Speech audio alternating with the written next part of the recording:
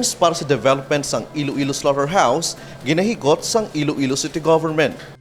Handom sa lokal nga panguluhan sang syudad sang Iloilo ang moderno kag AA standard nga ihawan o kon slaughterhouse. Gana excited si Mayor Jet Tranyas bangod ginahikot na subong ang papeles para sa pagloan nga gamiton sa development sang ihawan. Suno sa alkalde, madugay na nga nagapangita ang syudad sang investor para kung tani mapasulod sa private-public partnership ang pagkaayos sang ihawan apang wala gid sang may nadayon. Gana excited ang alkalde bangod matapos na umpisahan ang redevelopment sa mga merkado, masunod nga dako nga proyekto amo naman ang slaughterhouse.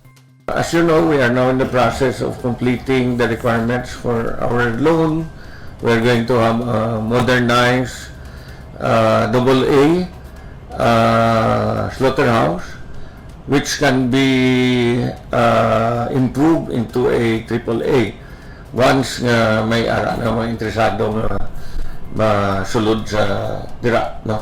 Sa karon, nalipay gid si Mayor Jet Tranyas bangod sang development sa mga merkado sa syudad. Sa Iloilo Central Market, amat-amat na nga nagsaylo sa mga temporary stalls ang mga vendors. Masunod naman ang mga vendors sa Iloilo Terminal Market samtang nagahulat sang modification sa temporary stalls. Bangod sini, nagapati si Mayor Tranyas nga dapat ma-level up man pati ang ihawan bangod madamo nga mga slaughterhouse sa probinsya ang nagpatindog sang bag-o nga AA standard. Damo nang improve nga slaughterhouse, San Miguel, Pasig, Oton, nga Pobra Subong. So, doon na ulihin na kita. Tatlo ta katuig nga pa-propose ta sa PPP, wagin sa investor. So, we cannot afford, no? We are a highly urbanized city. We cannot afford nga why kita sang modernized nga slaughterhouse.